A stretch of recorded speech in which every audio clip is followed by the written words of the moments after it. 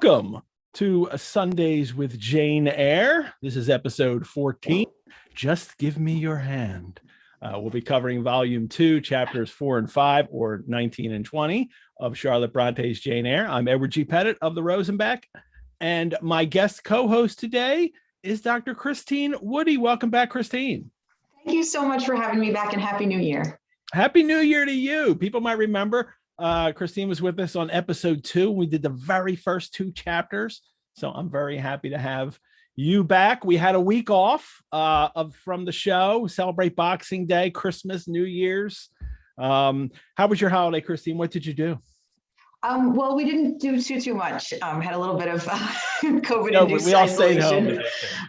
But it was nice. My 11-month-old was interested in tearing up some wrapping paper, so that was fun. Oh, so that's first Christmas too, then. Oh, how about that? That's wonderful. Yeah. We were all just home here. Like, my older kids couldn't come in, so it was just, the 2 youngest. Well, one came in from California, which is nice, and that would have killed us if she couldn't come home.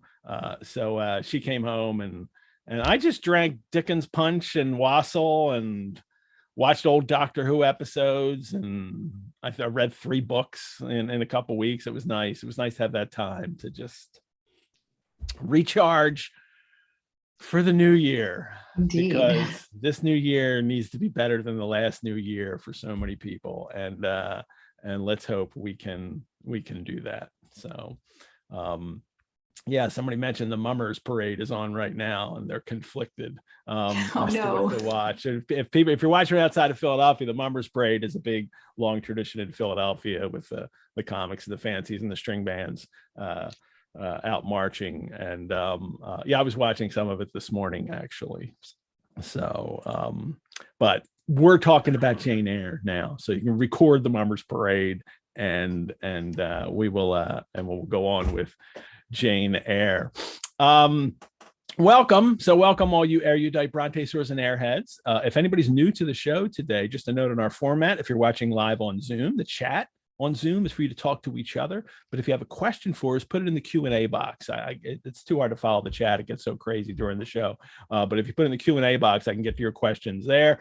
We're also streaming live on YouTube. And if you are watching there, if you leave a comment or question in the comments on YouTube, I will get to it after the show. And I encourage everyone to go to YouTube and like the Rosenbach channel and subscribe and do all those wonderful things that people do on YouTube to help us gain a greater audience, gain more visibility and a greater audience. So Dr. Christine Woody, everybody, is assistant professor of English at director of the Textual Scholarship Certificate Program at Widener University. That is still up to date, is it not? My bio. That is, yeah. He focuses on 19th century print culture, especially the chaotic world of periodical publication and the constructions of authorship found within it. She also taught a course on the Brontes for the Rosenbach, which was really wonderful a couple years ago.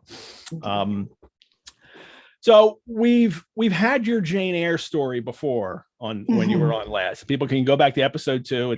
It's on the YouTube Facebook. Talk about your mom reading it to you when you were in the 6th grade. Boy, I love those stories.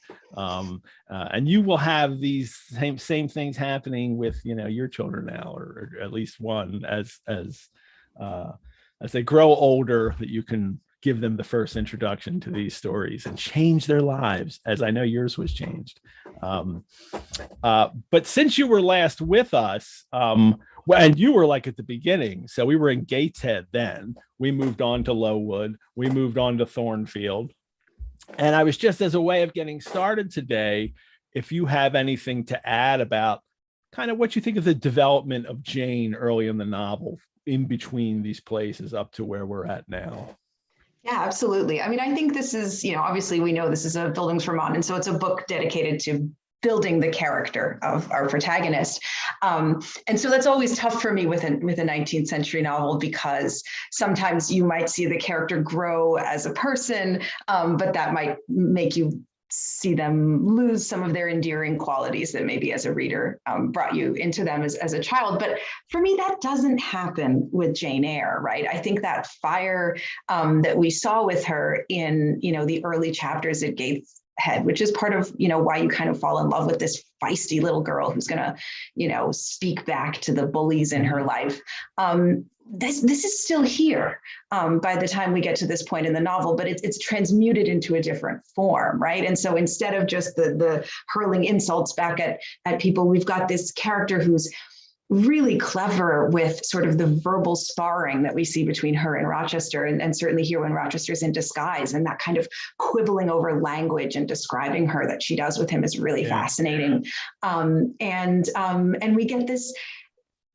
We've gone from her sort of sequestered in the reading nook with her book, trying to just stay out of the way and not get hit, to now here she is. She's an observer still, but she's this incredibly keen observer, right? So she's learned, through her time at Lowood, observing, Helen Burns and figuring out what she wants to emulate from that, what she doesn't want to emulate from that. And then by the time we get here at Thornfield, she's watching Rochester and Blanche, and she's watching everyone. And there's really this fullness of kind of who she is that's expressed in the way that gets narrated to us, right? So it's not only like what we see as readers in her internal monologue, but also the way she speaks to other people. And I think this sort of sense of fire is still here, but it's fire that she's maybe a little bit better at kind of directing or controlling. And so that's what I would say, in terms of her growth, it's an exciting track to watch. And although she doesn't recognize it yet, someone's watching her all the time too. Rochester is, observing her at all times, but she's not catching on that he's doing that, which is odd because she is so hyper observant of everything that goes on and everyone. And yet that's the one thing that she can't see. So.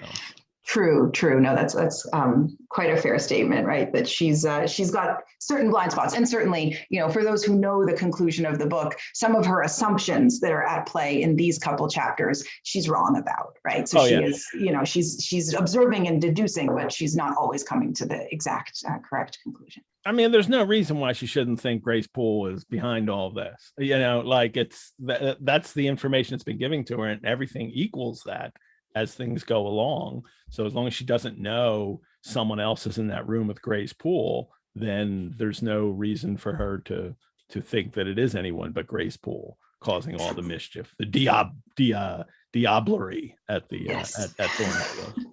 So and we'll hit some of that today. So that'll be really, that's quite an exciting chapter, the second one that we will do today.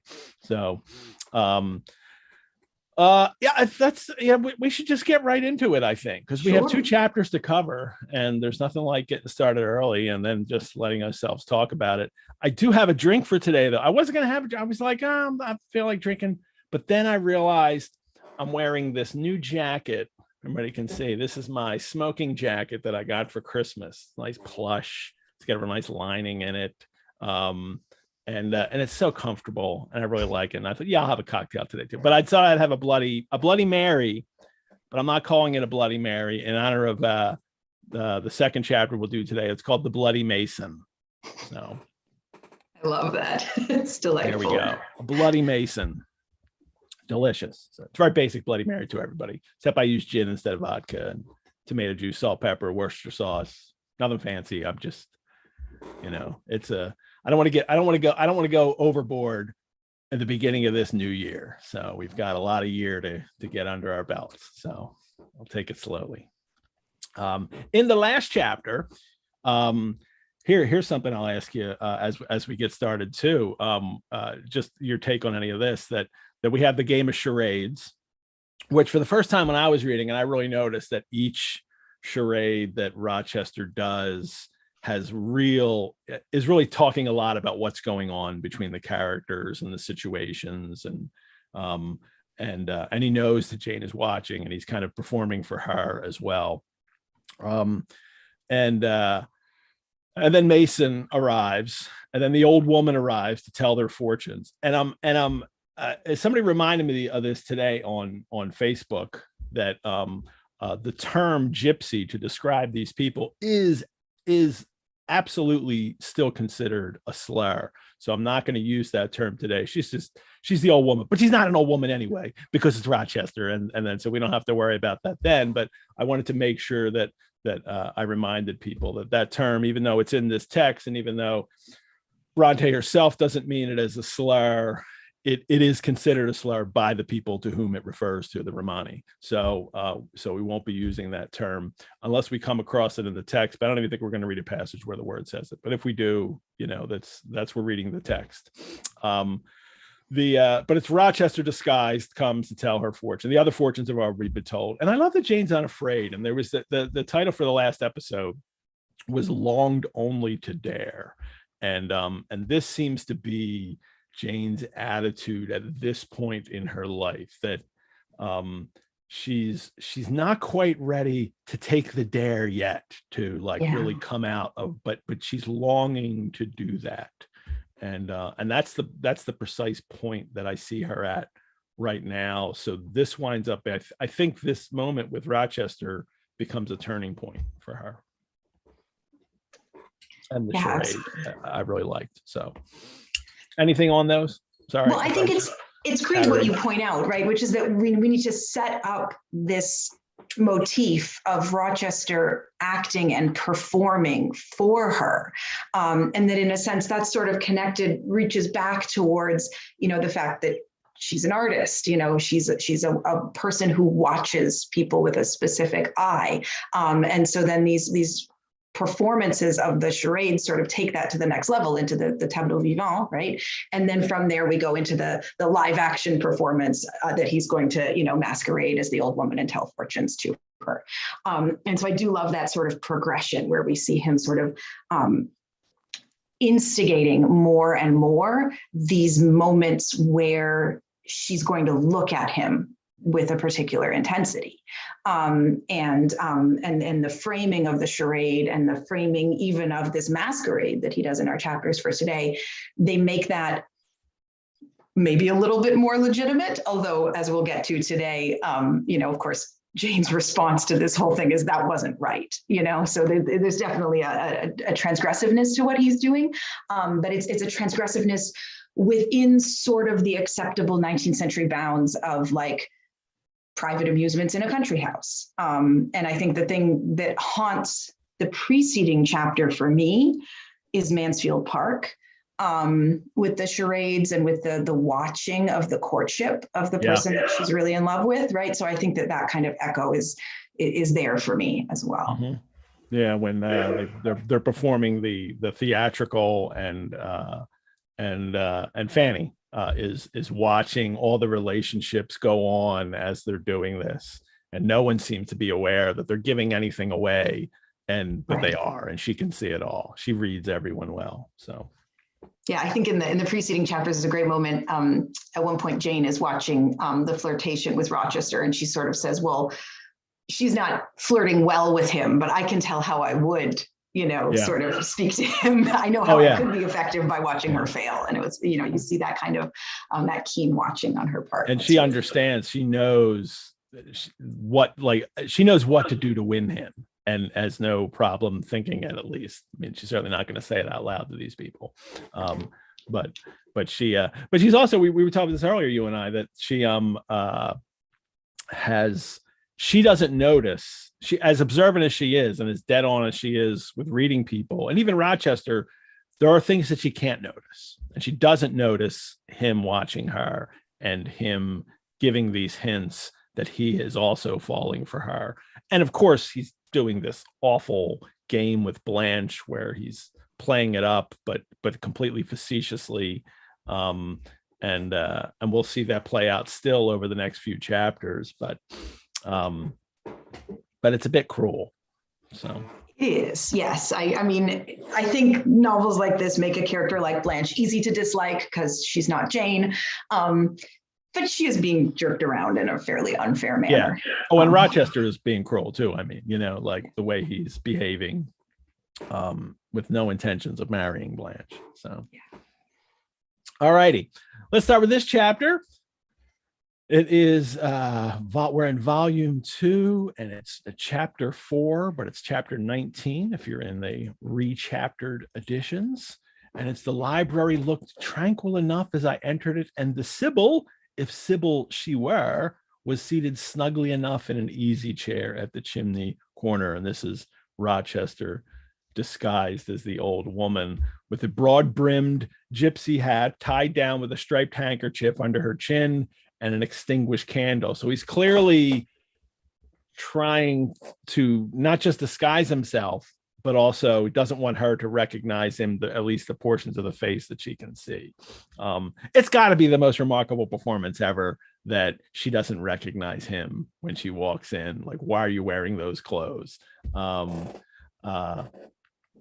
I don't know if we're kind of, in a sense, meant to take this as a absolutely believable situation, or in a sense, or if we notice that it is the blind spot in Jane, right? That she can't, there are some things she can't see, and this disguise is certainly one of them. She says there's nothing that would trouble her calm. The hat brim shaded her face, and her face was a strange one, all brown and black. And she had elf locks bristled out from beneath a white band which passed under her chin. I like that. Elf locks, if people don't know, it's when the hair is tangled, and it's in these kind of stringy tangles coming out that she's got. So I guess it must be a wig. I don't know if Rochester I think so. Hair, tangle it up, and but the band is all the way under the chin and came half over the cheeks, or rather jaws, which is probably covering up the fact that, it's a man's face. There could be some stubble there, it's, I think, later in the day. So 5 o'clock shadow would be happening, especially for, the dark haired guy like Rochester. So she doesn't recognize him as she comes in. But I do love this because I was thinking a lot, obviously, about this chapter in preparation for today. And the way it's narrated, once we get into their exchanges, Jane's voice disappears, right? And we just get dialogue back and forth. So this is really a limited chunk that we get of Jane's perception before we just get plunged into the back and forth between these two characters. And it is interesting to me, these descriptions you're calling out, they are so weird, right? There's a way in which we're given a lot of visual information. So it's supposed to make it easy to picture, but as she narrates, she's rewriting her description. So first it's a black bonnet, and then it's the broad brim hat with a ribbon.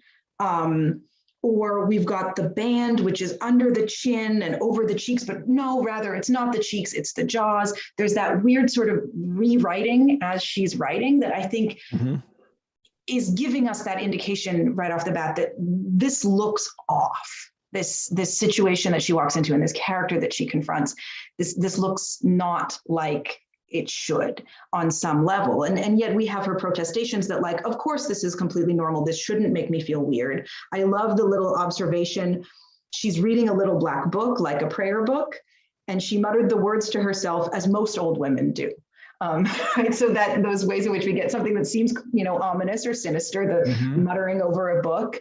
And we think about, stereotypes around older women, associating them with kind of the occult and that kind of thing. But then most old women do that, right? So this desire to kind of write and then rewrite, interpret and reinterpret what she sees. I think there's something destabilizing for me as a reader as we get into that. And it was really funny to me, I guess just coincidentally, to be joining you for these chapters, because I'm teaching a course in the spring where we're looking at different theories of editing and practices of editing literature, but including looking at a recent edition of some moral tales by women in the late 18th and early 19th century, including a tale by Hannah More called Tawny Rachel, which is about a character like this, right? It's a poor woman who goes around as a fortune teller to different wealthy homes.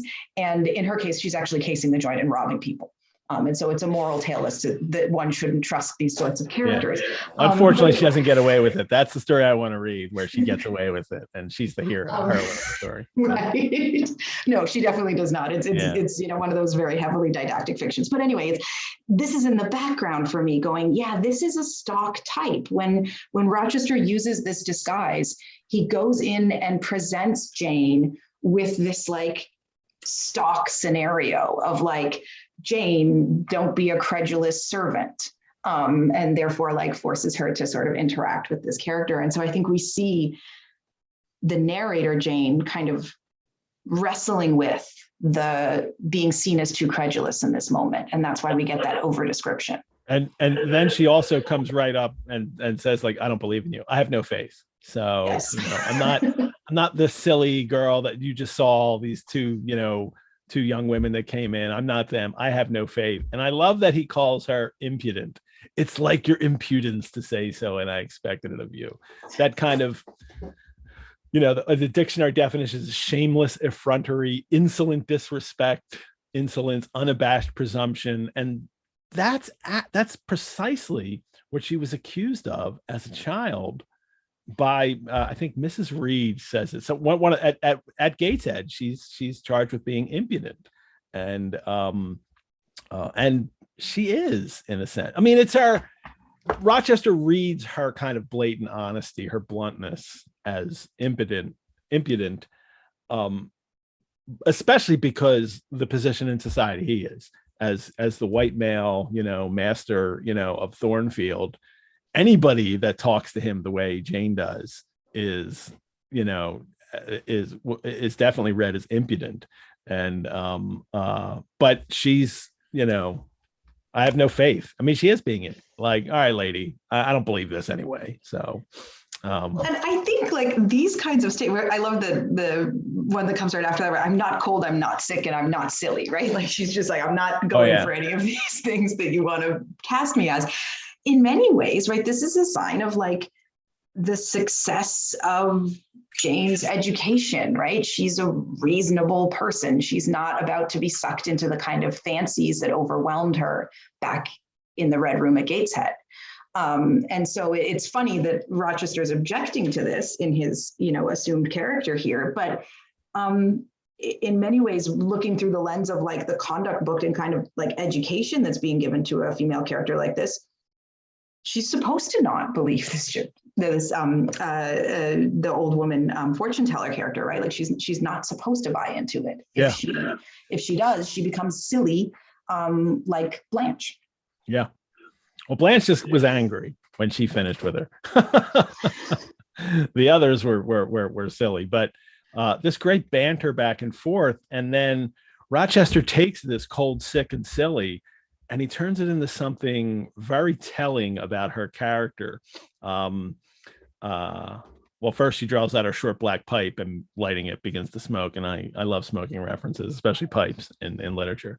So, but she says, or he says, you are cold because you are alone.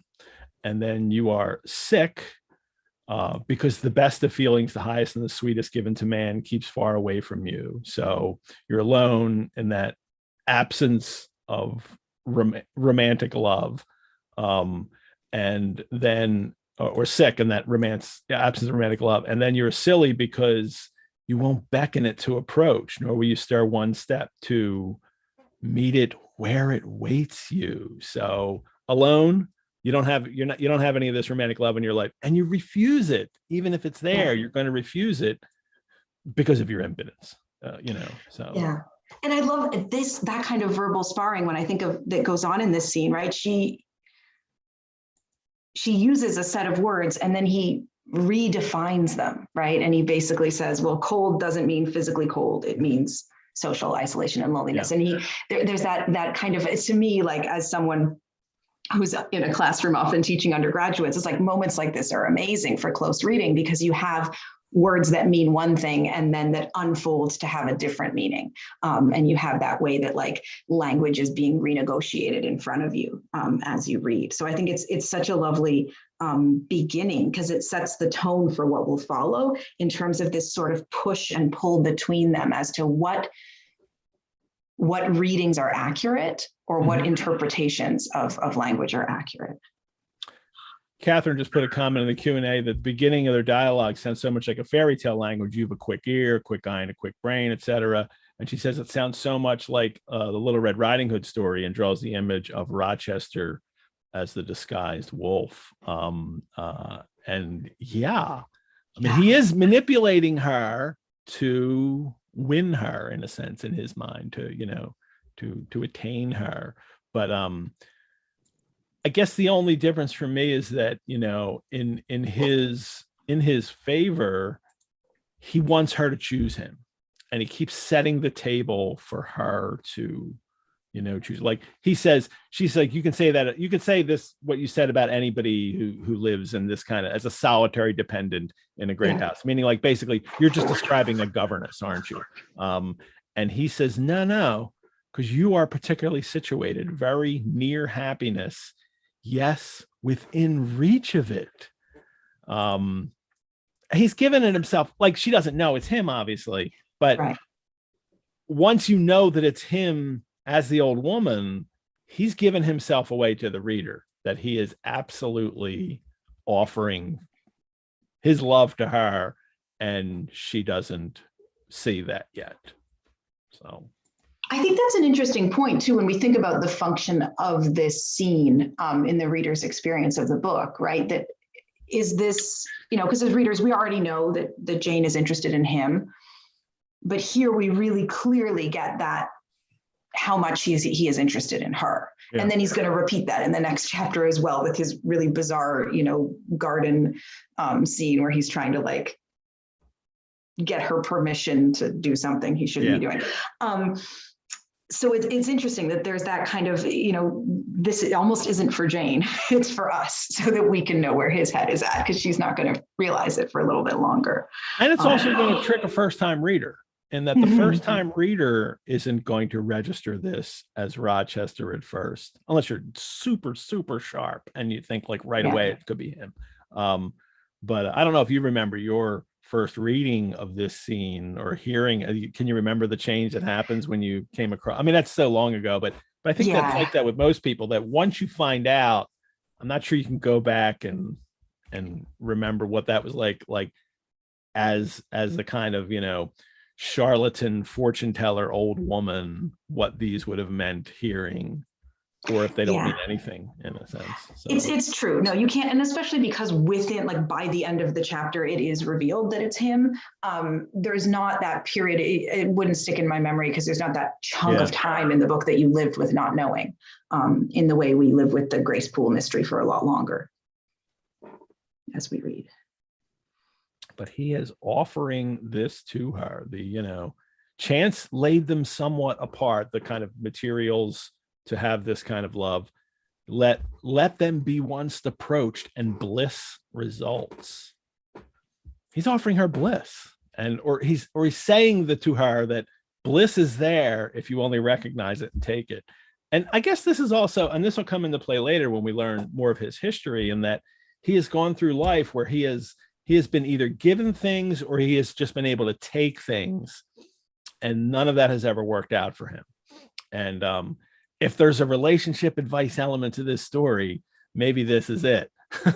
That if you could, just because you can take it or it's given to you, doesn't mean it's going to be a bad. You also want the other person to come as well and meet you halfway or more, however you do it. But that needs to be a choice for both. And for a person in his condition in society, he doesn't have to choose anything. He can have anything he wants, basically, except a person like Jane. He needs her to come to him. Yeah. I mean, I think that is an interesting reading, in the sense that is he trying to make it possible for her to have consent, right? To deal with the fact that there is this massive power imbalance between the two of them. Is that a question you can't answer now? Yeah. Okay. Yeah. Because it depends on too much of what happens later. So I think so. And I think it's clouded by how manipulative this scene is. Yeah. Yeah. So it's all very fine and well to say he's I want you to choose so me, that I'm going to create a scenario where you can choose no one but me. So, well, she rejects him at one point. So we'll get to that in the book. So he does, but she does reject and then has to come back. So, all righty. Offers to read the palm, but destiny's not written there. And then he does the thing because he knows she's adept at this. He offers to read in the face, the forehead, the eyes, the lines of the mouth. Jane Eyre all through this novel is, so up on physiognomy and how character is revealed in countenance. She did it with Mason just in the last chapter as he arrived, and she described just who he was by the look of his eyes and his forehead, and the other women read just the opposite, and it's kind of called to our attention that what they see is beauty, and that he was beautiful, but what Jane saw was something not quite there, and it's true. Like, it's true to the novel that she read him correctly.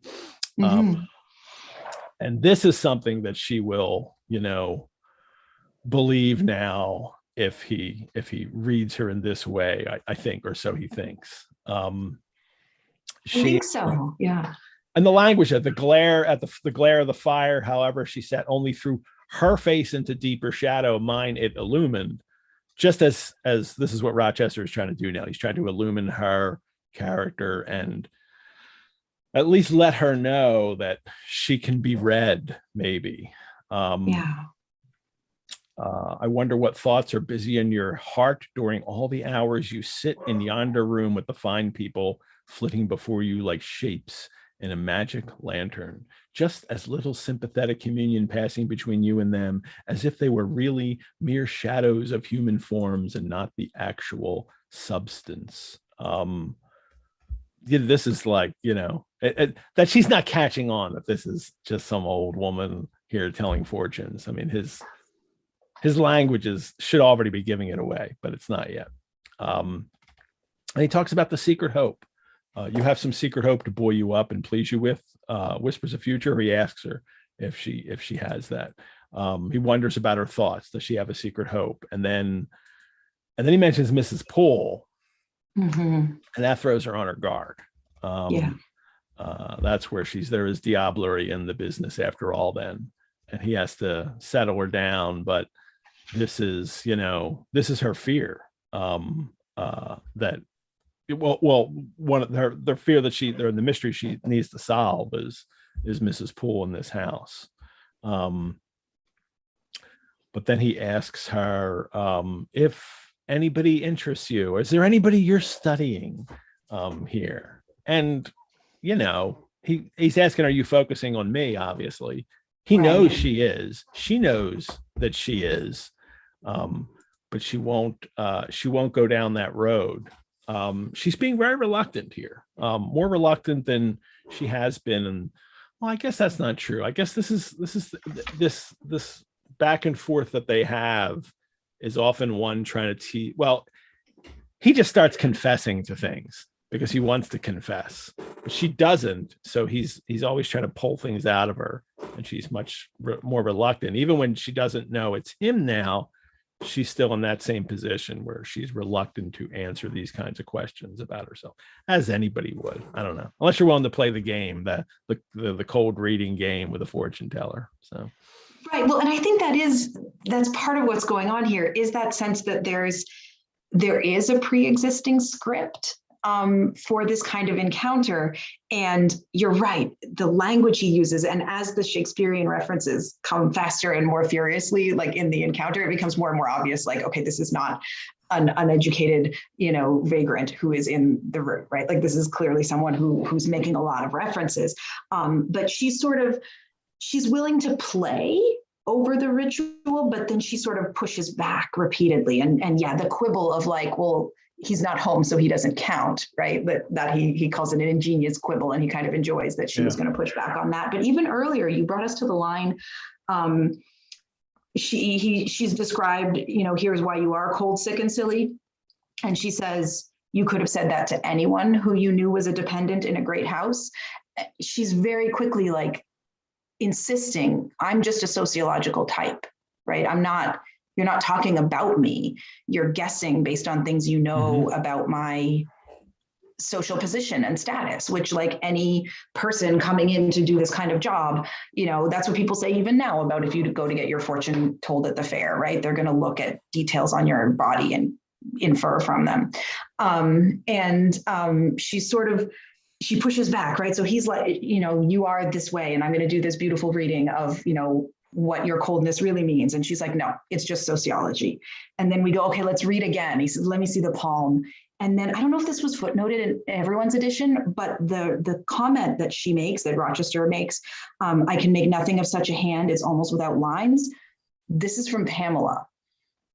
So like bizarrely, even in this moment of the palm reading, he's pulling from a prior script, which is interesting. A prior novel in which a woman ends up in a relationship. I didn't remember there's a fortune telling scene in Pamela, and I didn't remember it. And I was trying to recall it, and I didn't have time to look it up again. But this happens, right? Pamela has her fortune told. Right. And her hands are too beautiful and innocent, and you can't see anything written on them. So I just love that, like, when you think of this moment, if they're wrestling over like what's the script of this encounter, you're right, they sort of push and pull back and forth, and then you're quite right to point out he settles on the physiognomy. He's like, okay, I'll do your physiognomy instead. She'll listen to, right? That's a way in which she's okay with being read. And so you get these like moments of like reading or rereading, grappling over how we're supposed to interpret. Yeah.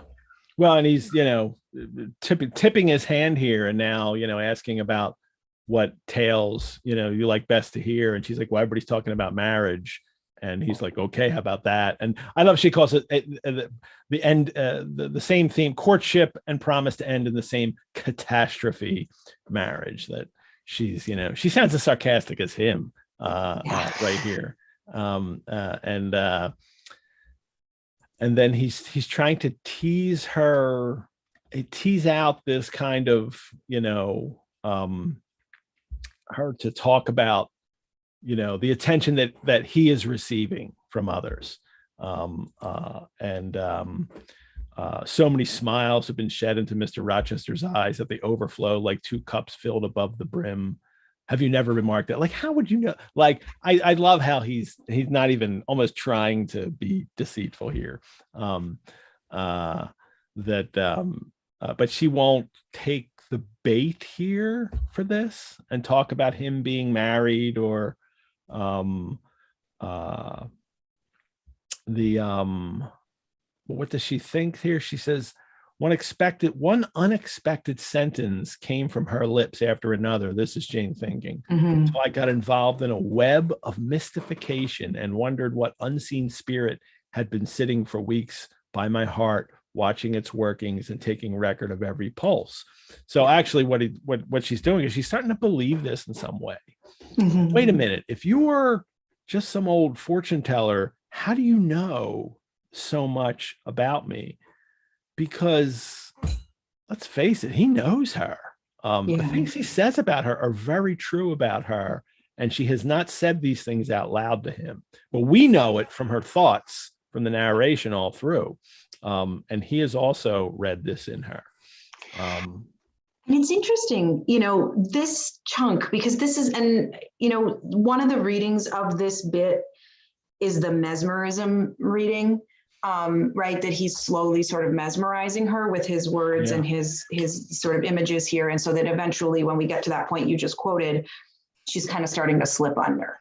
And that would fit like with a mid-19th century interest in mesmerism. I mean, you have a character like Fosco in Woman in White, who's also kind of a romantically interesting mesmerist character. But I don't know, part of me is like, I'm not sure if that is very satisfying.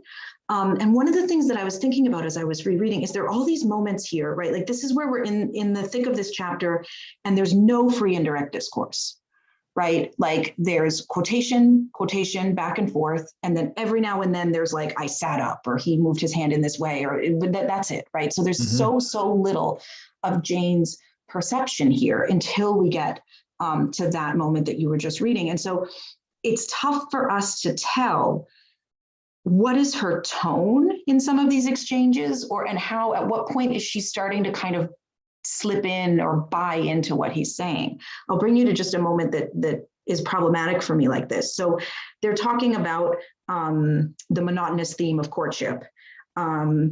And she says, positively, I don't care about it. It's nothing to me. And he says, nothing to you when a lady young and full of life and health, charming with beauty and endowed with gifts of rank and fortune, sits and smiles in the eyes of a gentleman you, and then there's an M dash, and then Jane responds, I what? And it's like this kind of moment where I go, oh, there's nothing to tell us. Is he speaking? And she almost interrupts him, the eyes of a gentleman you, I what? Right? Is she falling into the trap and interrupting him? Or does he trail off here? And then there's a pause of silence. And then she says, I what? And sort of prompts him to keep going, right? So it's these kind of moments where I don't have enough on the page to really know where she has slipped into revealing herself. But certainly by the time we finally get back in her head, where she's describing the unexpected sentences one after the other, it's achieved by then. So a weird thing where we only know it's happened after the fact. I don't know, just fascinating to me. I think this is a tangent. I'm sorry. No, it's not a tangent at all. But then in the next part, when then he brings Blanche Ingram into it, it's like, dude, you should have stayed with where you were going. You know, like, but he's not ready to do that. We'll see that again at the end of the next chapter too, where he starts to go forward and then he just stops and he falls back into the, like, I'm Mr. Rochester of Thornfield, you know, scenario, personality. But he does bring that up here, and he wants her. It's also his way of getting her to talk about him being married, you know, without, you know, and what she thinks of everything that's going on. And she even says, like, you know, is it known that Mr. Rochester is to be married? She says, and he says yes to that beautiful Miss Ingram, and she says shortly. Wait, am I reading this right? It's hard, right? Okay. I need little markers for each one to make sure I remember who says what, because again, it's just this dialogue written out.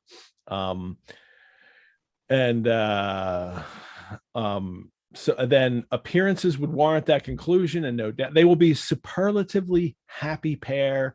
He must love such a handsome noble. This is him talking about, you know, himself.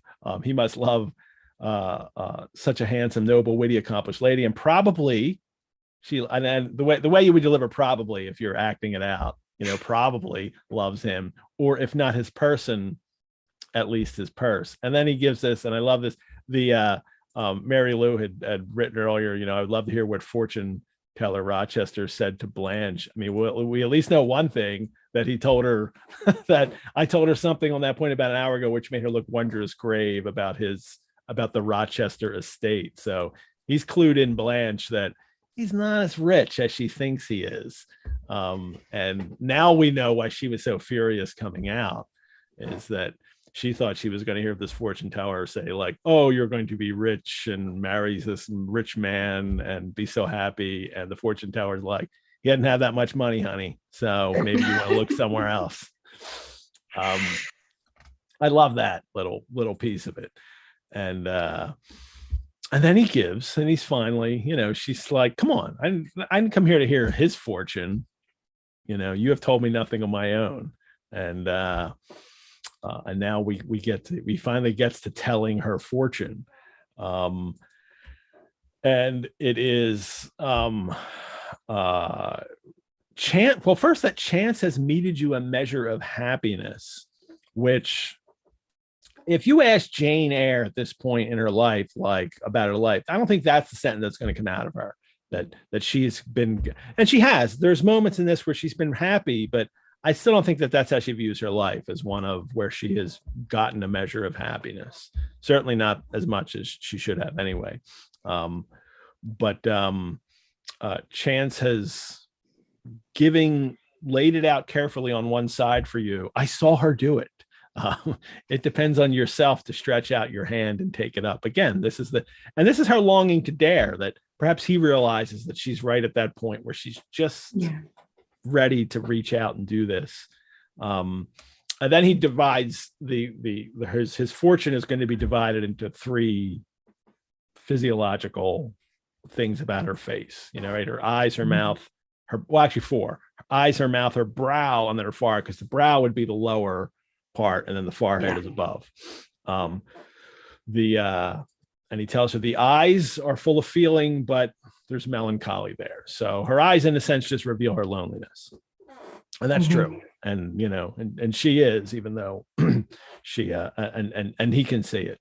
The mouth, he says, is too silent. In a sense, he says it's too silent, but it should, as to the mouth, it delights at times in laughter. Earlier, he laughed her. He ever asked her, does Jane Eyre ever laugh? Because I don't think she laughs as much as, you would hope that she would, and he recognized that. But she's too silent, but she has the potential to express joy. And this brow here is really interesting, because now he goes and he goes into this. Why don't you read that? I see no enemy right after that with the brow. Sure. I see no enemy to a fortunate issue but in the brow. And that brow professes to say, I can live alone if self-respect and circumstances require me to do so. I need not sell my soul to buy bliss. I have an inward treasure born with me, which can keep me alive if all extraneous delights should be withheld or offered only at a price I cannot afford to give. All right, so that's the brow. That's where I wrote in my notes. I wrote, he knows Jane. Yeah. That description here. I think if you read that to someone, you would just assume that was her narration. I can live alone if self-respect and circumstances require me so to do. I need not sell my soul to buy bliss. I have an inward treasure born with her. I mean, that sounds like a quote from Jane herself, but it's Rochester mimicking her. So for me, that's, but then the forehead, and then the forehead declares, go ahead. Reason sits firm and holds the reins. She will not let the feelings burst away and hurry her to wild chasms. The passions may rage furiously like true heathens as they are, and the desires may imagine all sorts of vain things, but judgment shall still have the last word in every argument, and the casting vote in every decision. Strong wind, earthquake, shock, and fire may pass by, but I shall follow the guiding of that still small voice, which interprets the dictates of conscience. What do you think of that? I'll let you take from there. Yeah, I mean, I think this is really interesting because it's, for me, I'm a little bit in that experience, of feeling like I'm experiencing this novel a bit of constellations, right? Where it's really fresh in my memory what we talked about, at the beginning and of course, these ones that I'm reading now. And so for me, the parallelism of the scenes are really jumping out, right? In the Red Room back at Gateshead, and in her whole Gateshead life, Jane is read by everyone else as being a creature of passion, as being sort of violently animated by these urges that she can't control. And then here, Rochester's doing this completely opposite reading of her, where he insists, you are a creature of cold logic, right? And your brow and your forehead are insisting upon this sort of hard-nosed, sort of stoic approach. And in some respects, I do think he's right when you think of what she took from her Lowood experience, what she's carried forward in her life. I think she has the doctrine of endurance that she learned from Helen Burns, that is a guiding principle in her life still at this point. Yeah, but I think he's also a little bit wrong, right? Like in the same way that, her aunts and cousins are kind of wrong to think that she's only passion. I think here he overstates as well the degree to which she is just a hard logic sort of. She's we've read passages from her thoughts where this is like the stuff that she's wanting to experience. The passions and the waves and all of this stuff. She wants to look into the abyss that is Rochester. She says Blanche won't be able to handle it, but clearly she could handle looking into his abyss, which sounds really scary. But it is in that kind of grand, romantic sense, and romantic with a capital R, of what she would learn about him and his character and who he is, and she thinks about being ready for that. But she hasn't taken the step yet. Now he interprets it as this, she's, reason sits firm and it's holding the reins. But she has all those passions, and she is, and he wants her to let go, but he doesn't, because he doesn't want the same experience that he's had in his past life. So, I think, had she, just been so daring and against all convention and declared herself to him, that wouldn't have worked for the two of them. So he needs something different as well. He does. No, and it's one of the things that's so tough about this sort of relationship is that he in wanting her to declare herself, he also wants her to stop being the kind of person he's idealizing her as being.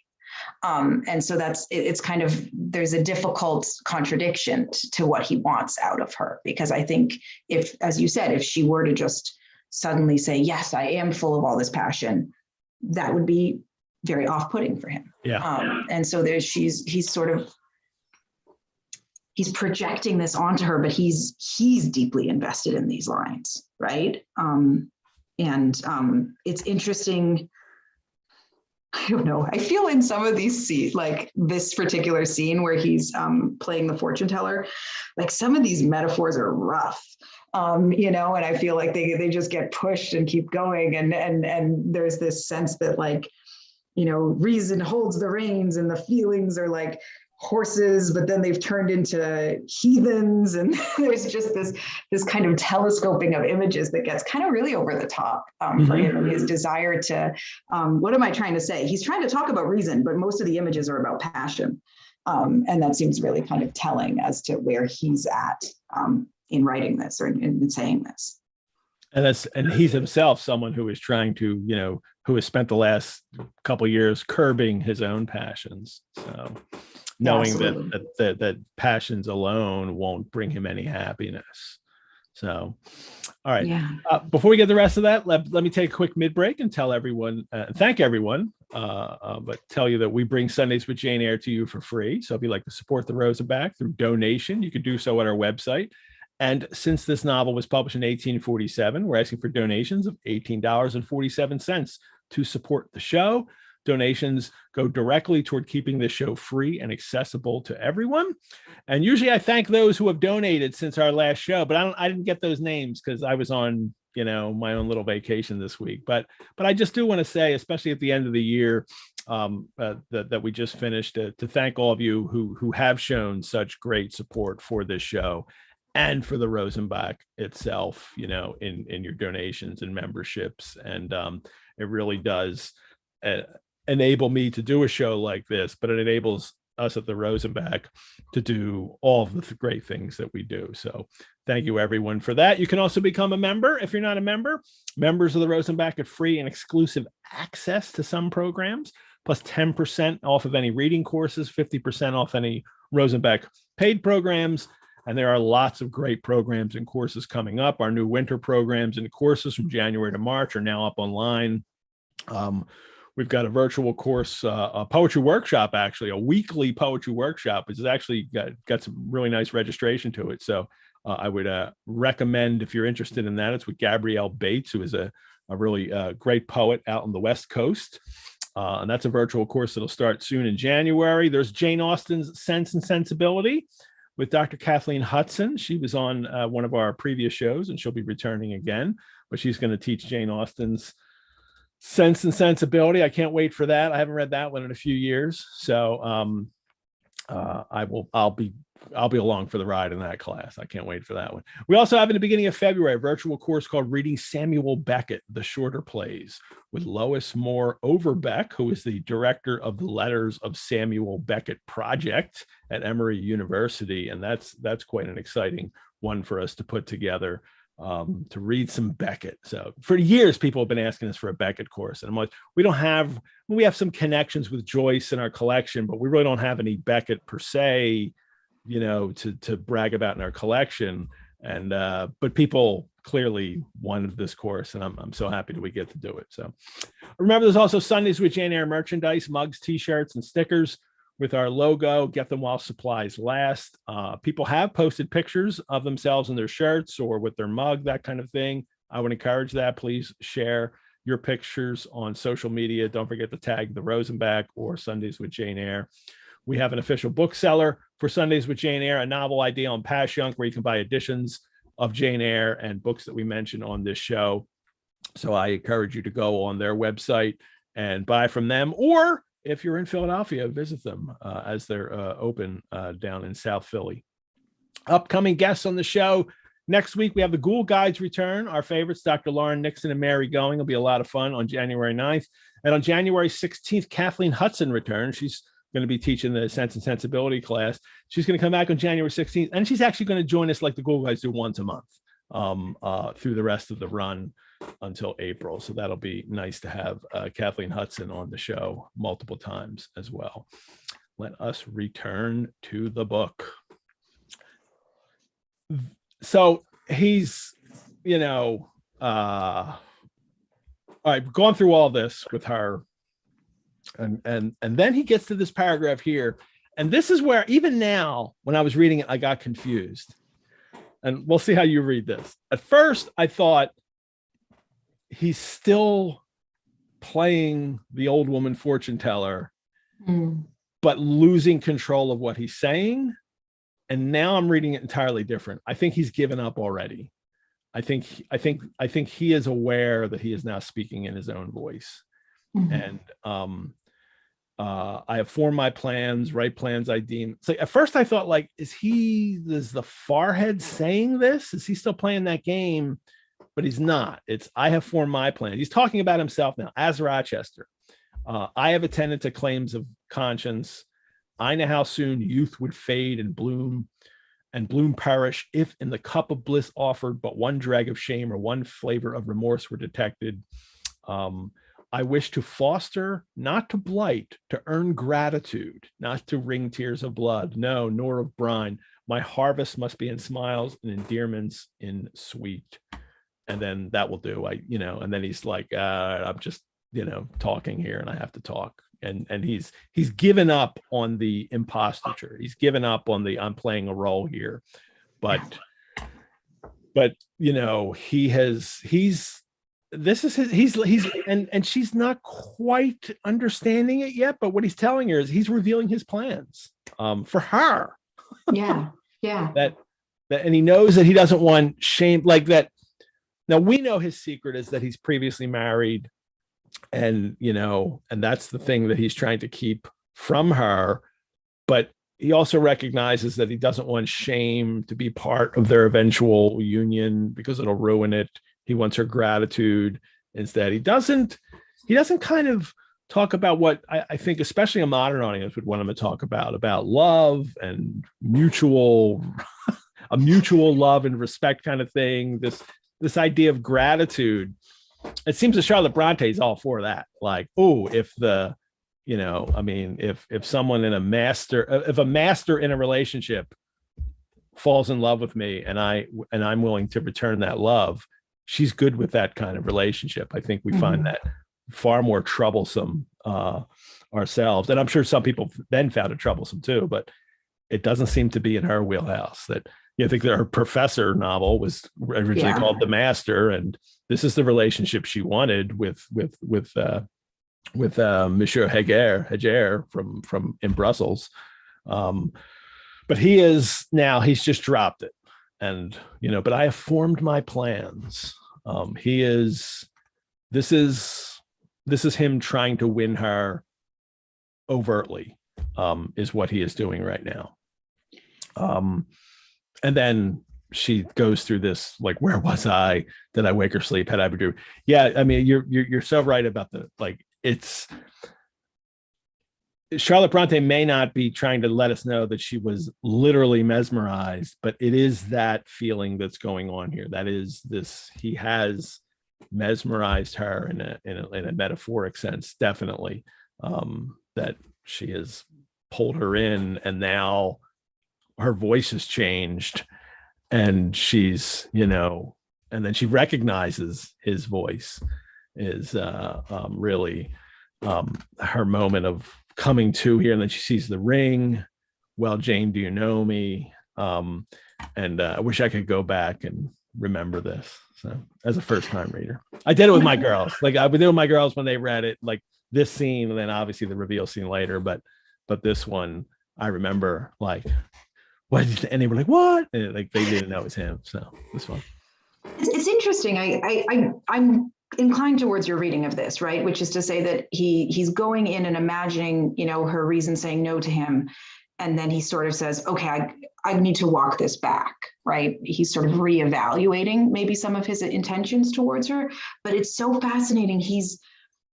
There's a couple runs in that paragraph where you read where he exerts or asserts one intention and then gets carried away again. He says, I wish to foster, not to blight, to earn gratitude, not wring tears of blood, right? So I don't want to blight her life in an ill-advised relationship. I don't want to cause her to weep these tears of blood over this bad thing, which would be me.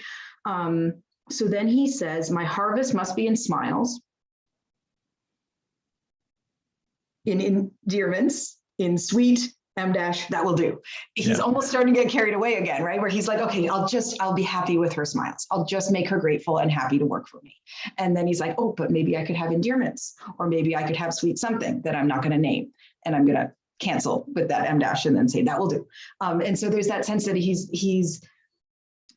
tries to check himself, but he's already about to run away with the idea that he's still interested in her again. I think there's that kind of, and again, we get that retroactive narration where she's told that the old woman's voice had changed sometime in the preceding paragraph, and we don't know where.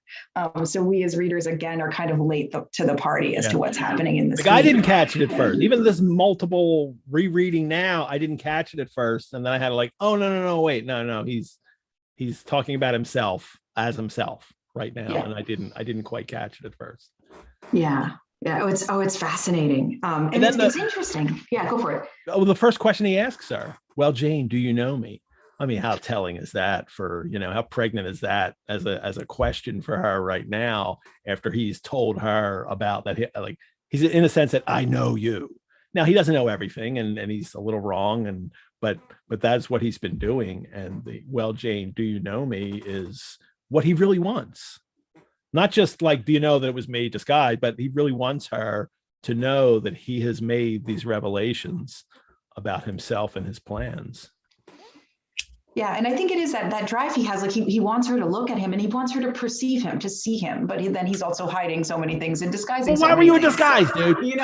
So it's not going to work. But yeah, and it makes me feel almost like if we were to just put a pin at this scene and the catastrophe of the next chapter would not happen. Yeah. Had he decided that he was not pursuing her anymore? Is that what but then the Mr. Mason and everything else happens, with the stabbing. So then is he then suddenly pursuing her again because he watched how useful she was in the next chapter and he's kind of in love with her again? But it feels like almost if we just stopped here, he might have decided that he was going to try not to pursue her romantically. I don't know. And then she's not even angry. Like, what? Why aren't you furious that he just like this is not a nice thing that he has done to get information from her by pretending that it wasn't him. And she's like, well, I might have, you told me earlier, like, oh, I might have given myself away, but I'll think about it. But clearly she says it's wrong. It was not right. Yeah. But she's definitely not angry with him for doing this, that she's okay with this level of in their relationship where he was in disguise, tricking her to get information, and it's not right, but she's not going to be angry with it. So, and it's weird. This is, because at the end of this, she says, oh, well, I thought it was Grace Poole the whole time. So that's why I was thinking that it was a masquerade. She's already on her guard, et cetera. She says, and it's so funny because we didn't get any of that while we were reading it ourselves. In a different novel, you might have little asides from the narrator saying, oh, her voice sounded kind of like Grace Poole's or whatever, right? The things that Jane has ostensibly been thinking. We haven't been given access to any of this. So I guess we're supposed to assume that like, it's better that it's him than that it's Grace Poole in her eyes. So maybe this is why she's not angry. She sort of says, oh, okay, well, at least it's him. That's less creepy to her than it be Grace, who she clearly is like really very afraid of. But I mean, I'm with you. I would be mad. I don't Rachel, know. one of our audience, Rachel just hit the comment saying that Rochester's in disguise through the whole novel anyway, in a sense. So I think that's interesting. But then Susan has put this question for us here: appearance versus reality seems to be quite a theme, and she wants to know if it's a Gothic style method of composition. Is that appearance versus reality a kind of Gothic thing? I think it can be in Gothic novels, but I don't know if it's particularly Gothic myself. Well, the hidden identities thing would be Gothic. Yeah. That certainly would, right? So that somebody is not who they believe that they are or say that they are. That happens a lot in Gothic texts, and that's kind of an inheritance from the medieval romance, which Gothics are an outgrowth of. So little details here, like how she recognizes his ring first before anything else, that feels to me very like, of course, these weird objects that represent or reveal things, that would feel Gothic. But I think, yeah, I'm seeing a comment from Carolyn in the chat. Appearance versus reality is such a big theme, right? That we do see it well beyond the Gothic genre. Yeah.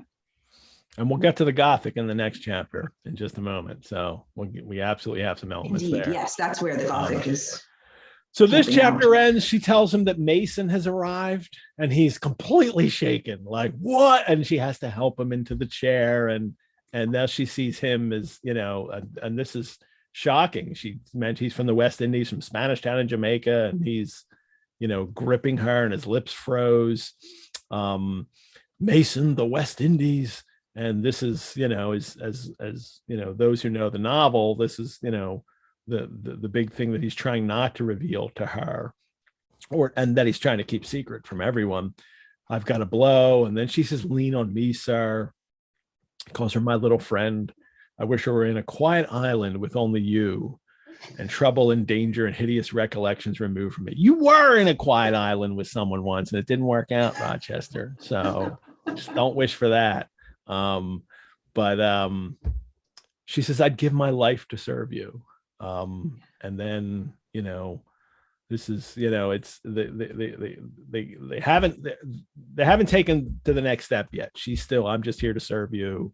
This is like, she doesn't think that she's ever going to be able to have more out of this relationship than just serving him so far. So, he asked her for wine. She says, Miss Ingram, watching me furiously as I did so. She thought I was taking a liberty, I dare say. She goes to get wine. I really thought that was funny. And then she brings him wine. Here's to your health, ministrant spirit. And then he's feeling a little better. I was going to go over this, but then he's asking her again. He's questioning her. If all these people came in a body and spat at me, what would you do? And she's turning them out. And she says, I would comfort you. You would dare censure for my sake. And she says, I could dare it for the sake of any friend who deserved any adherence, as you, I am sure, do. So. But I love she's lawyerly in some of these comments, right? Yeah. This, and at the end of the next chapter too, where it's like he'll ask something very simple, like, will you stand by me no matter what? It's like, well, I would stand by anyone who would never put me in a situation where I would have to do something wrong. Of course I would, because you haven't done anything wrong, right? So that she's not gonna, and he wants her to just completely promise, but she's not gonna do that. So nor should she. Next chapter, chapter 5 or chapter 20, and it's at night. And this is now in the evening, and we get this very Gothic beginning where she's looking at the moon, and then awaking in the dead of night. I opened my eyes on her disc, silver white and crystal clear. It was beautiful but too solemn. And then she hears the cry. Good God, what a cry! A savage, a sharp, a shrilly sound that ran from end to end of Thornfield Hall. And then it is, because it's in the room just above her chamber, she hears a struggle, a deadly one. It seemed from the noise, and a half smothered voice shouted, help, help, help. Will no one come? and then a staggering and a stamping went on wildly. Rochester, Rochester, for God's sakes, come. And then she hears a chamber door open. Someone ran and rushed along the gallery. And then another step stamped on the flooring above. Something fell, and there was silence. And this is, as we can piece it together, afterwards, it is, the sharp cry is actually Bertha, I think. And then struggling with Mason. And then when they hear Rochester rush along the gallery upstairs to save him, and the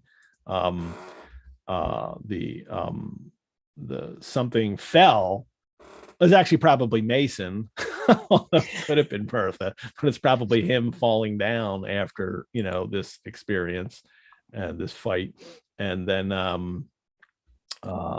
and this is Jane hears it all, but no one. But it's I think this is just so well done from an author to give us all these little things, and everything I said you don't know on first reading. You don't get to piece it together until later. But actually, when you go and you're back and you look at it, she's been very precise in describing everything that she heard. And Jane's response is, I put on some clothes. Yep. Well, she had been putting them on again. Yeah. While all that was happening, she was getting dressed. So horror shook all my limbs, and then she hears everybody wake up, running to and fro. Oh, what's going on? It's a fire. They're robbers. She just quietly gets dressed and waits. So you want her on your team. You want her on your team in the zombie apocalypse. Let me tell you, because that is true. She will not panic. Rochester tries to settle everybody down. I like what she says when he comes in. She says, and dangerous he looked. His black eyes darted sparks. So he's furious that this has happened. And he's also, I think, terrified that everybody's going to find out what's going on in the house. Yeah. But he tries to quell it all. A servant had a nightmare. Everybody just go back. And he talks to each of the groups, the men and the women, and then the older women, like get them all back into their rooms. And now Jane just goes back and dressed herself carefully and realizes that that wasn't a servant in a nightmare. Like, she knows, and because it's above her, she thinks, but it's also because she's just, smart enough to put it together. Something else has happened, and she is going to be ready. I dressed then to be ready for emergencies. So she knows he's coming. Who else is he going to get? So, right. Yeah. To help him. I want you come this way, take your time, make no noise. And then they go to the fateful third story, she says. You don't turn sick at the sight of blood. How's that ominous? Before I open this door, you don't turn sick at the sight of blood. And she's just not, I think I shall not. I have never been tried yet. So I felt a thrill while I answered him, but no coldness and no faintness. So, and he's like, okay, warm and steady, touches her hand. She's good. And now she gets a glimpse of the room as she has not seen it. Yeah. Because the tapestry was now looped in one part, and there was a door apparent, which had then been concealed. So there's a secret door that she didn't know about, was covered up by a tapestry. And she hears the snarling, snatching sound, almost like a dog quarreling. This is obviously Bertha. For those who don't, we have to met, like, it's because it's what's going on here. I don't want to be coy about what's going on. Clearly, we're all, spoilers have to happen now. Yes. In order to talk about it in depth, I can't talk about it without it, and that kind of animal language is what she is still being. But then she hears a shout of laughter greeted Rochester. He goes into that room, noisy at first, and then terminating at Grace Poole's own goblin, haha, she then was there. That's not Grace Poole laughing, but she still believes that it is. Jane does. She thinks that that's him. And then Mason, he brings her over to the bed, and now she sees in the bed is Mason. That his linen on one side and one arm was almost soaked in blood, hence my bloody Mason. Yes. Which I do love. No, and I think this is where, like, the question was brought up of the Gothic before, but this chapter is where really, like, we enter the Gothic, and it's, you see it from the beginning with the house, right? The architecture of the house, where it's this space, it's all closed apartments, right? It's all closed rooms. There's no open concept in the 1840s, but, supposedly everything's walled off and separate, but then there's this uncanny sound that can just traverse the whole building, and therefore it could be coming from anywhere. But of course, she knows where it's coming from because she heard it particularly well. I will say I am impressed with her eavesdropping abilities. I don't know if I can detect the exact location of a sound as precisely as. There's stuff in my house all the time, and it's like, oh my God, somebody's on the third floor, and they're not. It's next door. Like, it's just coming. Like, yeah, houses can be very deceptive, especially a giant house like this would be very deceptive in the way sounds travel through the house. But she's got, invited in finally into this hidden space. And I think that's where we really feel like, okay, we're getting that Gothic, the idea of like the tapestry and there's a hidden door behind it. That's something you would get in like the Mysteries of Udolpho, or, you see Austen makes fun of it in Northanger Abbey. If anyone's familiar with that novel, there's at one point, the protagonist, whose name I'm totally blanking on, can't sleep because there's a creepy cabinet in her room, and she finally has to open it and find out. Yes, Catherine, thank you, Catherine Morland. She has to find what's inside. It turns out there's like bills and receipts inside, but until she knows, she can't sleep because it's this terrifying piece of furniture. And we get all of that here, right? We have the hidden door behind the tapestry, and then we get into the room with this bed with the heavy hangings. This is a really antiquated style of bed, right? And the point has been made by scholars of the Gothic, and I'm sure it's been brought up on the streams before, but often what you get in the Gothic is like these material relics of the past injected into the present, and they kind of bring with them this sense of ghostliness or haunting. So even just this very old, out of style furniture or old architecture is often sort of this Gothic element. And I love this scene for being a redo of the Red Room. And in the Red Room, it ends with a scream, right? It ends with Jane's scream when she sees herself in the mirror. But here, the whole episode starts with a scream, and it's somebody else. And so we're almost seeing Jane move to a different role in this kind of scenario, from being the one who is haunted to being someone who's somehow like witness to the haunting, or more of a kind of agent who has some power over discovering what's going on. Especially when she's left alone in the Red Room, it's terrifying. But here, when she gets left alone, with Mason, when Rochester leaves, she is able to, cope with this now at this stage in her life. But which is, and this is what he does. He says, I'm going to leave you alone with this gentleman for an hour. And then he warns him, Richard, it will be at your peril of your life to speak to her, open your lips, agitate yourself, and I'll not answer for the consequences. And then he leaves, and then Jane is left alone. Here I was in the third story, fastened into one of its mystic cells. Night around me, a pale and bloody spectacle under my eyes and hands. I mean, this is so Gothic over the top. A murderess hardly separated from me by a single door. Yes, that was appalling. The rest I could bear, but I shuddered at the thought of Grace Poole bursting out upon me. I think you're talking about objects in a room and meaning they convey. And then we have the great cabinet opposite that she describes. Its front, divided into 12 panels, bore in grim design the heads of the 12 apostles, each enclosed in its separate panel as in a frame, while above them at the top rose an ebon crucifix and a dying Christ. And this is, for anybody watching, this is an actual cabinet that exists that Charlotte Bronte saw in her life at a house. I'm going to share a picture of it right now. It is now at the Bronte Parsonage in Haworth, and this is what it looks like. There it is. She saw it at North Lees Hall, which she visited. It was a grand house, and that she went. She was out on a holiday, and they visited this house.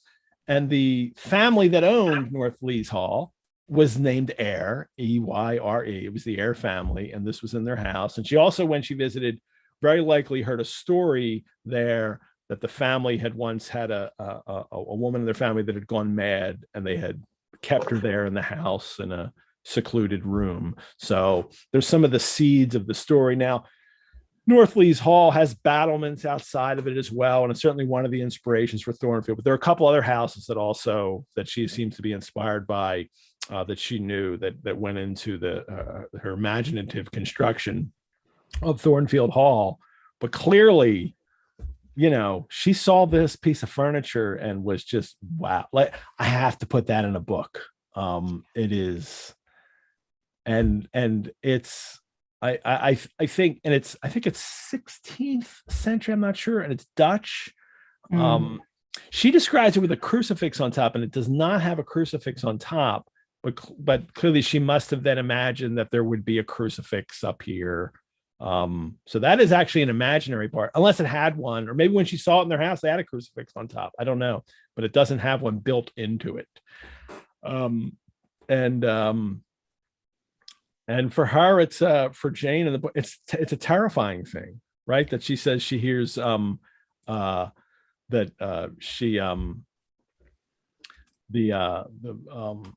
it's kind of looking at the shifting obscurity and flickering gleam hovered here or glanced there. It was now the bearded physician Luke that bent his brow, now St. John's long hair that waved, and anon the devilish face of Judas that grew out of the panel and seemed gathering life and threatening a revelation of the arch traitor of Satan himself in his subordinate's form. I mean, it's a spooky thing for her to have in this room with Mason in the bed and Grace Poole in the next room, and all these faces staring at her as the light hits each one of them. I love this scene. So this is incredible. I'm really glad you found this image, because I was reading it as being carved. As many people in the chat have commented, I also assumed I was picturing a carved cabinet, not with these set portraits. Yeah. And so it helps answer something that was otherwise bothering me about that paragraph, or those two paragraphs where we meet it. There's like the human disappears in her descriptions, even when she's describing Mason as he's kind of, passing out and she's sponging him. She's watching his ghastly countenance, blue still lips, forbidden to unclose, eyes shut, now opening, now wandering through the room, glazed with the dullness of horror. Then she's dipping her hand in the basin of blood and wiping away the trickling gore. I mean, there are these body parts here, but they feel it's just sort of listed and sort of broken into little anatomical bits, and it all feels very lifeless and inhuman. But then when we get to the saints, they feel alive. And certainly that's one of the really creepy effects for me as a reader, is that, the human appears, disappears where we expect it in the person who's in front of her, and reappears in a place we don't expect it, coming out of these cabinets. But it makes sense seeing now this, this style of sort of art on the cabinet in low light with a flickering candle. Those faces would look like they were moving. They would kind of glow occasionally, and you would see some of them at different times, and it would be spooky. So, but I'm not sure, and that I'm like, it almost seems almost like gratuitous as an artist, sense to like to put this in there. It's just like, this is I almost feel like this is a really cool thing. I got to add it to this. Like, it'll really help me enhance the kind of scene going on here, but it doesn't connect beyond that. I don't think it's a device. It's a device, and she's using it to help set mood. And I'm not sure how much more meaning we can really grab from it beyond that. And she goes over the top in describing it and to kind of help that along. But I feel like that's the purpose of it. Well, I mean, generically, it's certainly very appropriate, right, in terms of the Gothic genre, and the little detail of like her adding in a crucifix with a dying Christ on it, like that's an explicitly Catholic cabinet. Yeah. And that's, you know, always when you need your Gothicism to be creepier, you should make them Catholic. That in the British context, that just adds to the creepiness, because it makes it associated with a more distant past in the eye of the audience. And so that feels like, okay, yes, but the one thing that I think is being juggled here that potentially bears fruit by the end of the chapter is this cabinet, and it being this explicitly religious piece of furniture, it starts putting the question of sin on the table. And I think that's interesting because that's a word that Rochester will not use when he's starting to proposition Jane at the end of the chapter. He'll say Error. things like crime, he'll say things like wrong or error. He won't say the word sin. And so to my mind, like, okay, on one level, is it just here because it's creepy? Yeah, probably. But if I'm gonna, you know, meet Bronte halfway and say, what can I as a reader build off of this detail? I can start assembling a bit of a puzzle that says, does she need to put the concept of sin before us and remind us of the eternal stakes of what Jane is going to be asked to do, right? Which is to commit a very problematic sin, in unknowingly perhaps, but if she gets together with Rochester. Mm-hmm. So I don't know. That would be my attempt to say there's more in the cabinet. Pretty good. I like that. She's obviously frightened at this point, and she hears and she's listening for the sound, the movements of the wild beast or the fiend in yonder side den. Even in the language, in yonder side den, very elevated here, the language. And then she hears three sounds: a step creak, a momentary renewal of the snarling canine noise, and a deep human groan.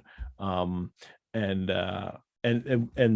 so it's Bertha is you know, in the next room is being the mad woman is both animal, but still that deep human groan is still there, that she is, you know, not and that should give us sympathy later, but she's not been revealed yet. More language. This could be the next paragraph. This could be the copy on the back of the pulp paperback of The Secret of the Lost Attica. What crime was this that lived incarnate in this sequestered mansion and could neither be expelled nor subdued by the owner? I mean, it just goes on. You know, what creature was it? What mystery? That this is this very elevated, very Gothic, very sensational actually, language too that she has here.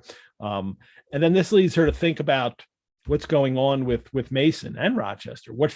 Why had the fury flown at him? She's thinking it's Gray's Pool. What made him come up here? Why did Mr. Rochester enforce this concealment? Why is, like, Mason seems so submissive to Rochester? So, you know, what's going on with their relationship together? You know, she remembers how when he heard of him, I've got to blow Jane, that how his arm trembled, that he was so, in a sense, afraid of Mason coming there. So all these questions are arising in her that she has to figure out. She is the Nancy Drew of this novel, and it is her job to solve this mystery that will end in after a few chapters, and it doesn't become a novel about her solving the mystery. It's, you know, but that's, you know, certainly here now. And then Rochester returns. So she has this moment again. He was telling this, like the Red Room, but now, you know, as an adult, and she gets through it though. This time she makes it through, and Rochester returns, and we get this back and forth with him and Mason. She's done for me, I fear, says Mason. And then we learn that the flesh, the Carter, the surgeon, says the flesh on the shoulder is torn as well as cut. The wound was not done with a knife. There have been teeth here. So he's actually been bitten open stabbed and then bitten open. Rochester blames Mason, like, you should have grappled with her at once. Why did you yield? Like, when it's just like, knock her out, you know? I mean, Rochester can't believe that he would have, you know, been wounded. I warned you, then he says, Mason says, I thought I could have done some good. Yeah. And but we can't really. Oh, and then a little bit. Well, Rochester's like, we got to get him out of here quick. Let's get him out. But then this line that Mason says, she sucked the blood. She said she drained my heart. So I first time reader, it's like, what? Like, is this a vampire novel now? All of a sudden, which I mean, you get vampire imagery all through Wuthering Heights as well, and even the word vampire is in Wuthering. Is it in this book? I can't remember. Does vampires turn up? I don't think it does, but I know it turns up in Wuthering Heights. Well, and it's some of this language. It's funny because I was teaching a senior seminar on Frankenstein in the fall, and like it feels like some of it came directly out of Frankenstein with the creature and everything. And it's this constant shifting between different frames of representing who turns out to be Bertha, but who Jane believes at this point to be Grace Poole, right? That it's, creature, demon, a crime living incarnate, a vampire, all of these lenses were just, it's almost like clicking through one of those kaleidoscopes, like just constantly shifting over. And it's disorienting, it's overwhelming, and it's extremely creepy. And I think that's why this scene works so well. But the one node that holds it all together is the pronoun she. And I love that, right? Because we, as readers who know what happens in this book, know that it's Bertha. Jane, at this point, and a first-time reader believes it to be Grace Poole, but it's just that unmarked signifier of femininity is just the thing that's holding it together. And that would bring us back to Gilbert and Gubar and their really influential reading of, The Mad Woman in the Attic, and really thinking about how is part of what is being represented here as terrifying is just this unhinged and uncontrolled feminine being. And so it's just really, it's delightful to me how well this works. By loading up so many symbols, we're just left with the feminine. And now I'm really reflected back on Rochester wishing that Jane would let go of her passions, because reason is holding back all your passions, and yet it is also something that terrifies him. In that that has happened with the Mad Woman here, is that is also a threat when a woman lets go with her wild passions. The threat specifically for Rochester himself, that he can't control this, and this is his way of controlling it. So I don't know. It's too much. Like we need to wait till this is all revealed to really get into this discussion. So. True. And I don't know. It's.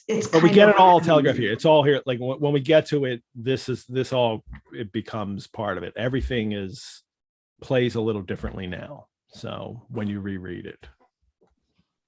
Yeah, no, that's true. It definitely, the luridness of it, I think, gets recolored when you start having sympathy for it.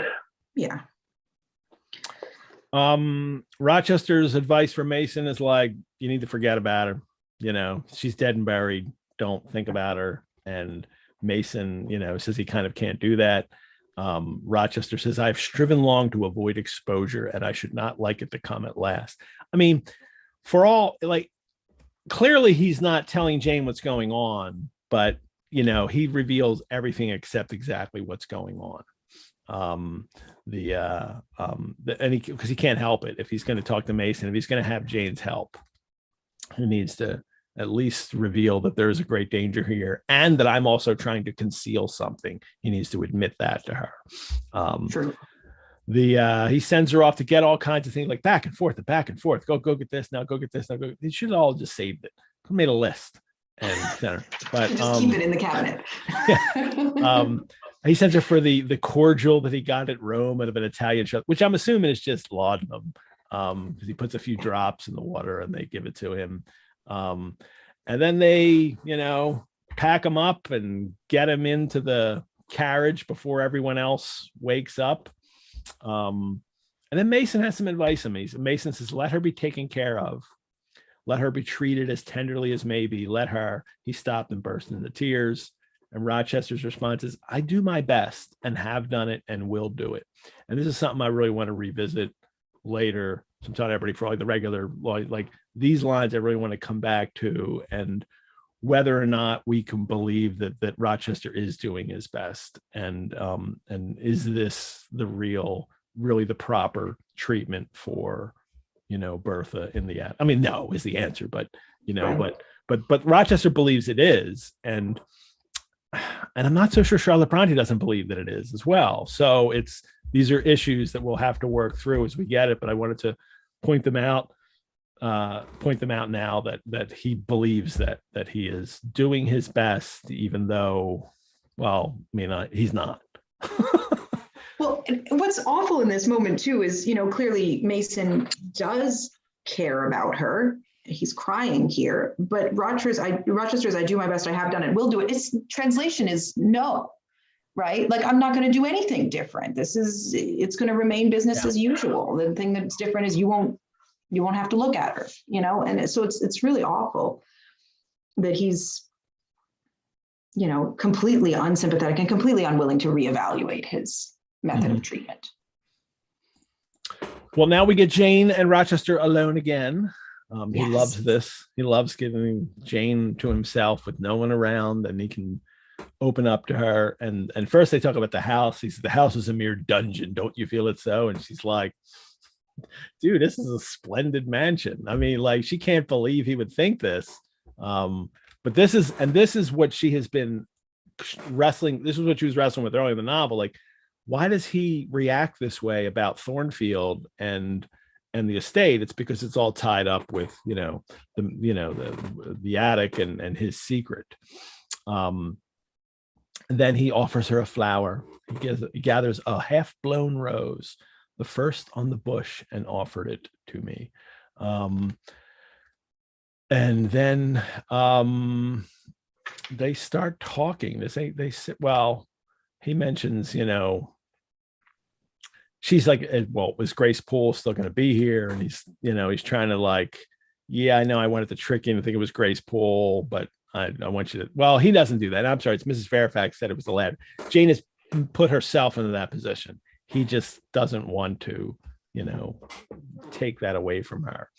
But then she asks, is the danger you apprehended last night gone by now, sir? And he says, I don't know until Mason's gone. To live for me, Jane, is to stand on a crater crust which may crack and spew fire any day. All right, Rochester. It's a little, being a little Byronic. Byronic here. That's exactly what I thought. You're being a little Byronic here. And then he says, and then she's worried about that. And he says, well, he might in a moment by one careless word deprive me, if not of life, yet forever of happiness. Well, the nice part about what he says there is, like, because he wants Jane, and that is his happiness.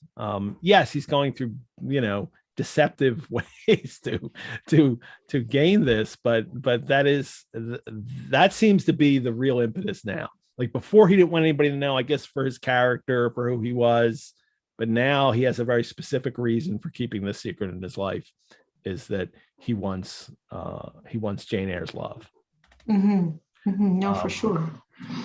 It is, but he wants to, and then I love this. He says, it is imperative that I should keep him ignorant that harm to me is possible, which is really interesting. Like, he's like, yeah, Mason can harm me, but he doesn't know he can harm me. And I got to make sure that he doesn't know that. And this will all become clear later as we talk about when it does get revealed, when Mason reveals it himself. So, yeah. And now we get the same questions before that he was asking about, if everybody, shunned me, would you do it? And then she said, well, no, sir, that is impossible. I cannot do it because it is, for if I bid you do what you thought wrong, there would be no light-footed running. And she says, you are very safe if you have anything to fear from me. Well, if you have no more to fear from me than Mason than you have from me. Then they're sitting on the bench, and she hesitates, right? Yeah. He wants her to sit on the bench with him, and this is one of those little things that I think people that had an issue with the novel in the 19th century. I mean, this very, very, subtle departure from conventional decorum is what Jane is always, what Charlotte Bronte is okay with portraying with her characters.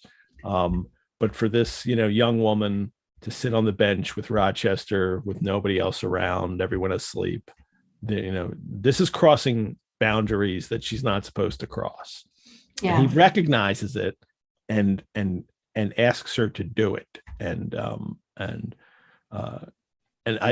She says, to refuse would, I felt, have been unwise, which is a little, I don't know, scary. And like, what do you mean unwise? You mean like you feel threatened by this, or is it, that's a very odd thing for her to say.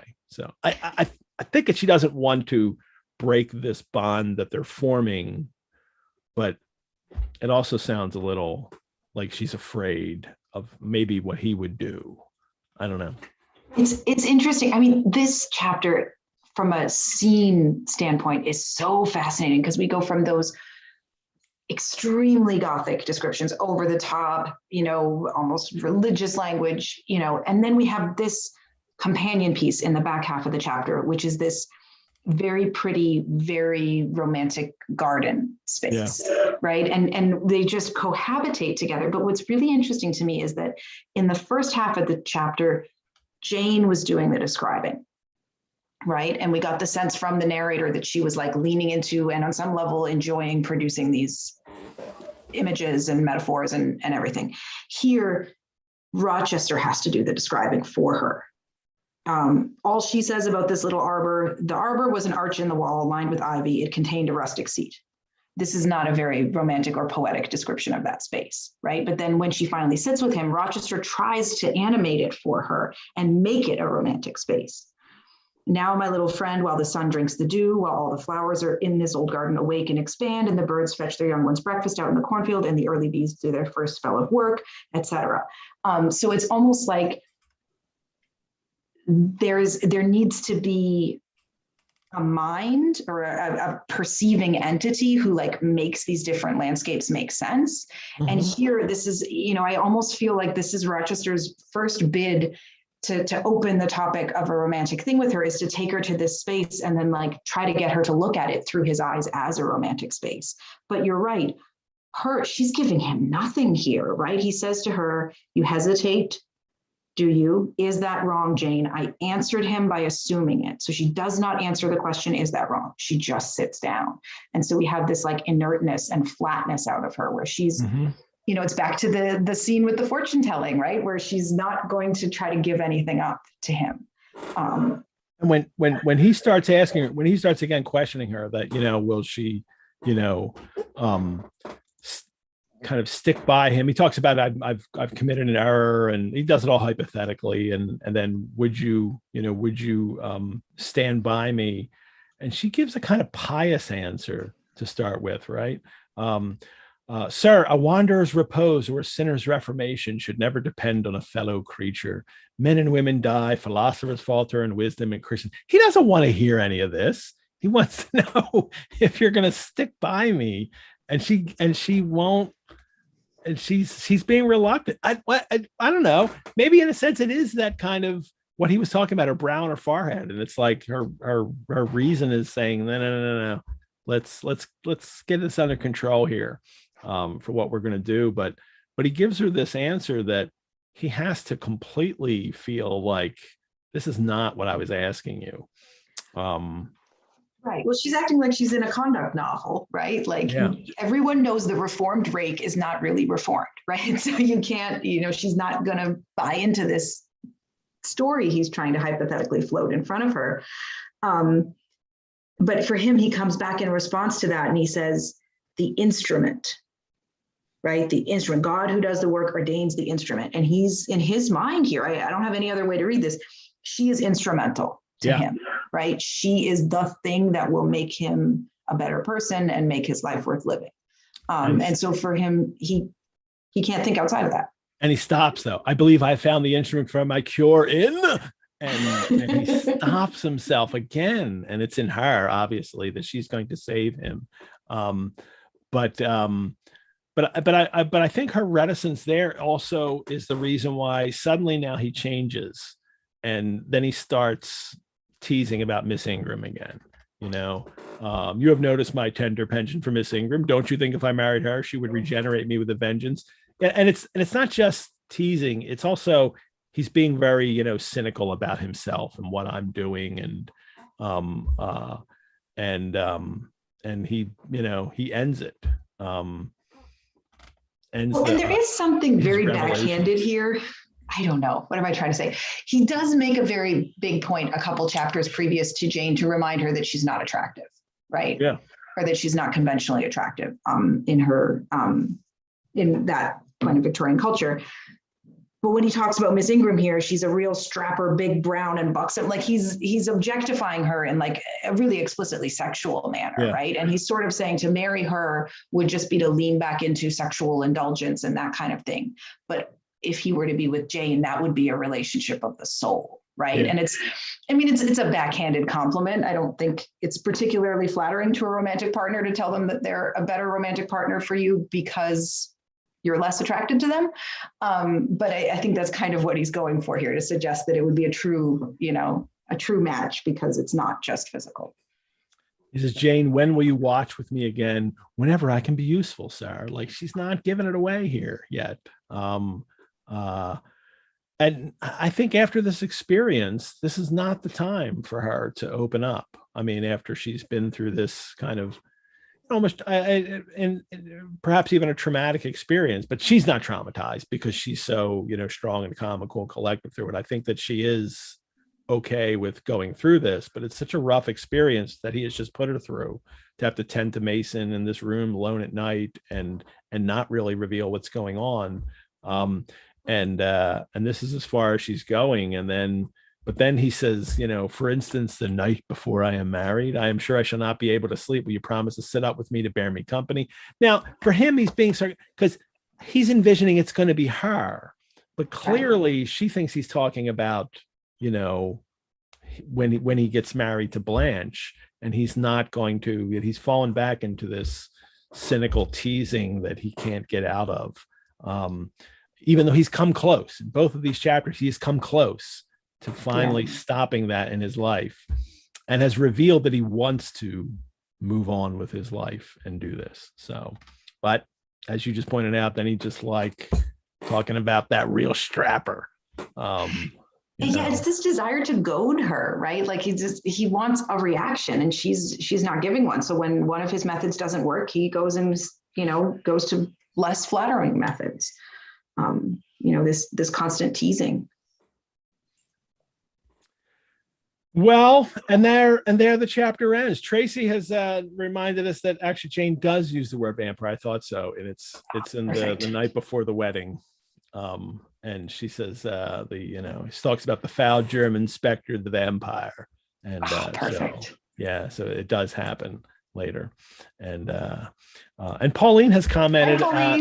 She took 2 in-person classes with Dr. Woody at the Rosenbach, and she wishes you would teach more, even online. You're an amazing teacher. So we'll see if I can convince you to do that for us again. Excellent. We will talk about it. That'll be great. All righty. Well, this was great having you here today for these 2 chapters. Wow, you really, elevate this. So I really do appreciate it. And everyone else, Brontosaurs and Airheads, thank you for tuning in today. We'll post this recording on our website. And if that's how you're watching right now, the recording, thanks for watching. We have a Sundays with Jane Eyre Facebook group where we can continue the conversation. Look us up on Facebook and join in that conversation. Also go to the Rosenbach's YouTube account and like the Jane Eyre videos and subscribe to the Rosenbach channel and leave comments there as well. Thanks to our chat, Mrs. Fairfax, Brianna, today for managing the links in the chat. Thanks as always, Brianna. Next week, we'll have the Return of the Ghoul Guides, Dr. Lauren Nixon and Mary Going for Volume 2, Chapter 6. Just one. They just get one chapter, which is nice. Some people are just getting one now. I'm able to do that now. Or Chapter 21, in which Jane returns to Gateshead. And here's a confession from Mrs. Reed. That'll be exciting. If you're looking for more virtual engagement, head on over to the Rosenbach website. Check out our other virtual offerings we have. And also the Rosenbach is open to visit. See our website, how we're making it safe for you to come or see our exhibitions and historic house in person.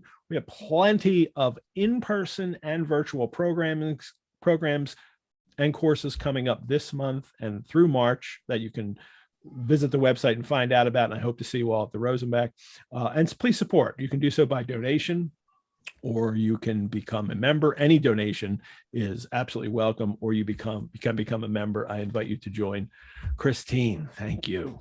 Thank you for having me, Ed. This was wonderful. What a great start to the year. Excellent. Yes, I think so too. So I'm really happy with this. So thank you. And everyone, thanks again.